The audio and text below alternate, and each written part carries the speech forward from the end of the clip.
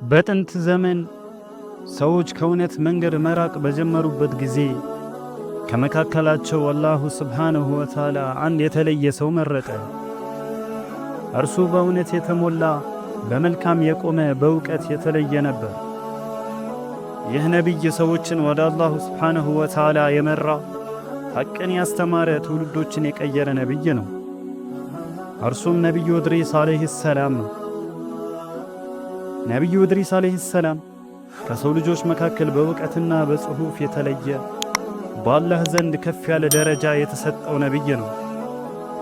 የነቢዩ ኢድሪስ ዓለይሂ ሰላም ታሪክ የእምነት የትዕግሥትና የእውነት ታሪክ ነው። ውድ የሐሚም ሚዲያ ቤተሰቦች አሁን ይህን አስደናቂ ታሪክ እንጀምር። አባታችን አደም ዓለይሂ ሰላም ከሞተ 15 ክፍለ ዘመናት ተቆጥሯል። የአደም ልጆች ቁጥር ምንም እንኳን ቢጨምርም እስካሁን ድረስ ምንም አይነት የኩፍር እንቅስቃሴ የለም። ይህን ሁሉ ዘመን የአደም ልጆች አላህን ሱብሓነሁ ወተዓላ በብቸኝነት እያመለኩት ነው። አሁን ግን አስተሳሰባቸው እየተቀየረ መጣ። የሸይጣን ኮቴ አንሸራተታቸውም ጀምሯል። ነቢዩላህ ኢድሪስ ዓለይሂ ሰላም ረጅም ሰዓት ዝምታ የሚያስደስታቸው ከተናገሩም ሕክማ ያላትን ንግግር ነው የሚናገሩት። ለመጀመሪያ ጊዜ በቀለም መጻፍ የጀመሩት፣ ለመጀመሪያ ጊዜ ልብስ ሰፍተው መልበስ የጀመሩትም ኢድሪስ ዓለይሂ ሰላም ናቸው። ሁሌም ልብስ ሲሰፉ መርፊዋን ባስወጡና ባስገቡ ቁጥር ሱብሓነላህ ይሉ ነበር። የእውቀትንም ሁሉ ቁልፍ አላህ ሰጥቷቸዋል። ስለ ኮከብና ስለ ስነ ፈለግም አስተምሯቸዋል። በዘመናቸው ለነበሩ ሰዎችም ስለ አጻጻፍ ያስተምሩ ነበር። ዘመኑ ገና የስልጣኔ ጀንበር ብቅ የሚልበት ዘመን ነበር።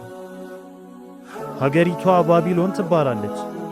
የከተማዋ ሕዝብ ለሽርክና ለፈሳድ ገና አዲስ ነበሩና ኢድሪስ ዓለይሂ ሰላም ከተግባራቸው እንዲታቀቡና እንዲቆጠቡ ቢመክሯቸውም ከጥቂት ሰዎች በስተቀር ሰው ሁሉ አሻፈረኝ ብሎ ጥመትን መረጠ። ከረጅም ጊዜ የዳዕዋ ጥሪ በኋላ ኢድሪስ ዓለይሂ ሰላም ከተማዋን ለቀው ከተከታዮቻቸው ጋር ለመሰደድ ወሰኑ። ኢድሪስ ዓለይሂ ሰላም ከባቢሎን ከተማ ከተከታዮቻቸው ጋር ከወጡ በኋላ ብዙ ተጉዘው አፍሪካዊቷ ቀደምት ከተማ የሆነችው ግብፅን ገና ስትቆረቆር ከሕዝቧ ጋር ተቀላቀሉ።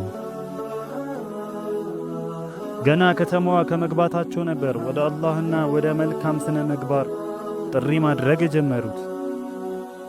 በዛም መሃል ወደ ሻም አካባቢና ወደ ፍልስጤም በመሄድ ሰዎችን ወደ አላህ ይጣሩ ነበር። ለመቀመጫነት ግን ግብፅን ነበር የመረጡት። እዛው ለልጆቻቸው የተለያዩ ዱንያዊና አኺራዊ ትምህርት ይሰጡ ነበር። በኢድሪስ ዓለይሂ ሰላም ዘመን ዓለም ላይ የነበረው ቋንቋ ብዛት 72 ነበር። በፈለጉት ቋንቋ ሄደው ዳዕዋ እንዲያደርጉ አላሁ ስብሓንሁ ወተዓላ ሁሉንም ቋንቋዎች አሳውቋቸው ነበር። እንዲህ እያለ የኢድሪስ ዓለይሂ ሰላም ዕድሜ 865 ደርሷል። አላህም እንዲህ ሲል ወህይ ያወረደላቸው፣ በእያንዳንዱ ቀን የአደም ልጆች ሁሉ የሚሰሩት አጅር ያህል ላንተም እጽፍልሃለሁ አላቸው። የኢድሪስ ዓለይሂ ሰላም ፍላጎት ግን ዕድሜያቸው እንዲጨመርላቸውና ሌላ መልካም ሥራ መስራት ነበር። ይሁን እንጂ ፍላጎታቸውን በምኞት ብቻ ሊገድቡት አልፈለጉም። ኢድሪስ ዓለይሂ ሰላም አንድ መልአክ ጓደኛ ነበራቸውና እሱም ወደ አላህ ዘንድ እንዲወስዳቸው አላህም በዕድሜያቸው ላይ የጨምርላቸው ዘንድ ሊጠይቁት እንደሆነ አስረድተውት ከመልአኩ ጋር መልአኩ በሁለት ክንፎቹ መሃል ይዛቸው አየሩን ለሁለት እየሰነጠቀ ጉዞ ወደ ሰማያት ጀመሩ። ሰማያትን በከፍተኛ ፍጥነት እየቀዘፉ አንደኛ ሰማይ ደረሱ። ሁለተኛ፣ ሦስተኛ ከዛም የአራተኛ ሰማይ ላይ እንደደረሱ መለከል መውት ወደ ምድር እየተንዘገዘገ አገኙት። ኢድሪስ ዓለይሂ ሰላምን የያዘው መላኢካ መለከል መውትን አስቁሞ የኢድሪስን ዕድሜ ስንት እንደቀረው መዝገቡን እንዲያይለት ጠየቀው። መለከል መውትም መዝገቡን ተመለከተና ኢድሪስ ዓለይሂ ሰላም የት አለ አለው። እዚህ ክንፌ ውስጥ ነው አለው መልአኩ። ይገርማል። አሁን እኮ የእሱ ቀጠሮ ደርሶ እድሪስ ጋር ነበር መከንፈው። እኔ ልገረም የቻልኩት አላሁ ስብሓንሁ ወተዓላ የእድሪስን ሩህ በአራተኛ ሰማይ ላይ ሄደህ አውጣ ሲለኝ ግራ ተጋብቼ ነበር። ምክንያቱም እድሪስ ዓለይሂ ሰላም በምድር ላይ ሳለ እንዴት አላሁ ስብሓንሁ ወተዓላ በአራተኛው ሰማይ ላይ ሩሁን እንዳወጣ ያዘኛል ብዬ ነው አለ መለከል መውት።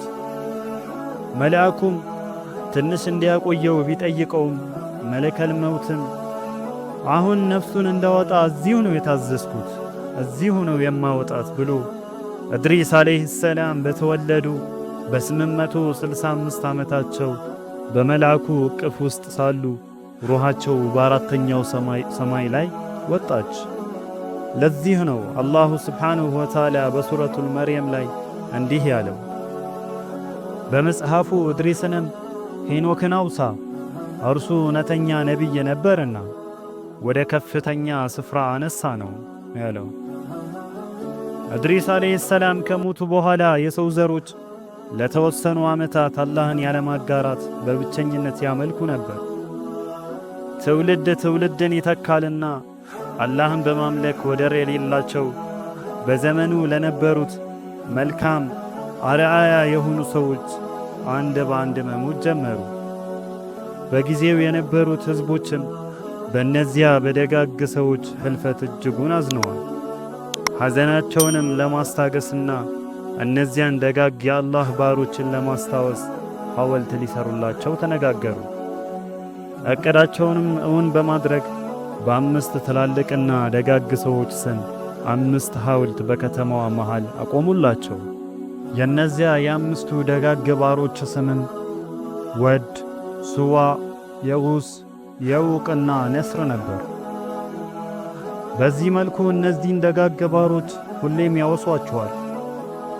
የከተማይቱም ሰዎች ለእነዚያ ደጋግ ባሮች ካላቸው ክብር አንጻር ሐውልቶቻቸውን ወደር የለሽ ክብር ነበር የሚያከብሩት።